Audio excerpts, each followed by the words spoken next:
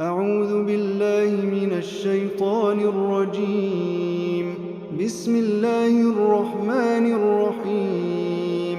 حميم والكتاب المبين.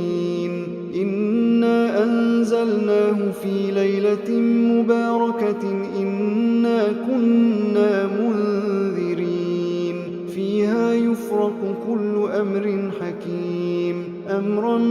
من عندنا إنا كنا مرسلين رحمة من ربك إنه هو السميع العليم رب السماوات والأرض وما بينهما إن كنتم موقنين لا إله إلا هو يحيي ويميت ربكم ورب آبائكم الأولين بل هم في شك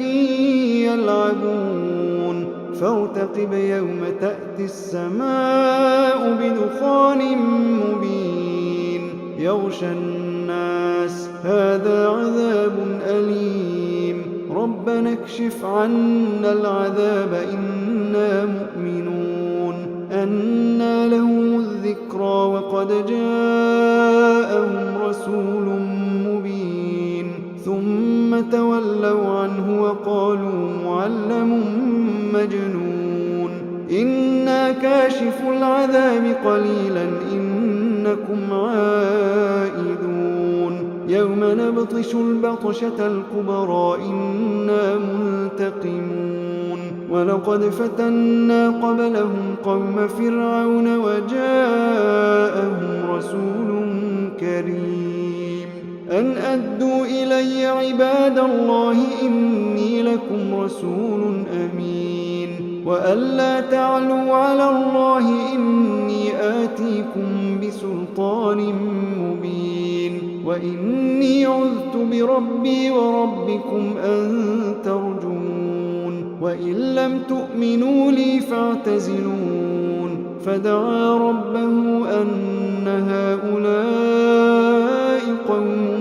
مجرمون فأسر بعبادي ليلا إنكم متبعون واترك البحر رهوا إنهم جند مغرقون كم تركوا من جنات وعيون وزروع ومقام كريم ونعمة كانوا فيها فاكهين كذلك وأورثناها قوما آخرين فما بكت عليهم السماء والأرض وما كانوا منظرين ولقد نجينا بني إسرائيل من العذاب المهين من فرعون إنه كان عاليا من المسرفين ولقد اخترناهم على علم على العالمين وآتيناهم من الآيات ما فيه بلاء مبين إن هؤلاء ليقولون إن هي إلا موتتنا الأولى وما نحن بمنشرين فأتوا بآبائنا إن كنتم صادقين أهم خير أم قوم تبع والذين من قبلهم أهلكناهم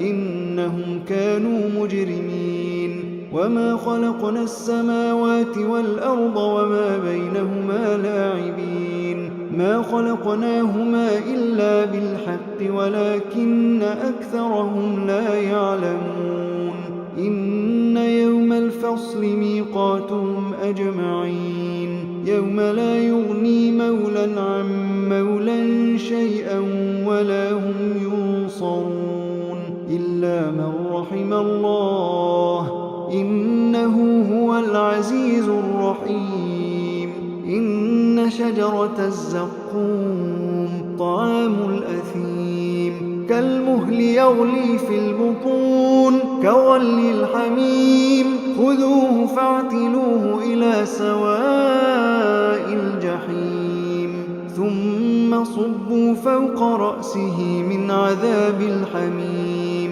ذق إنك أنت العزيز الكريم إن هذا ما كنتم به تمترون إن المتقين في مقام أمين في جنات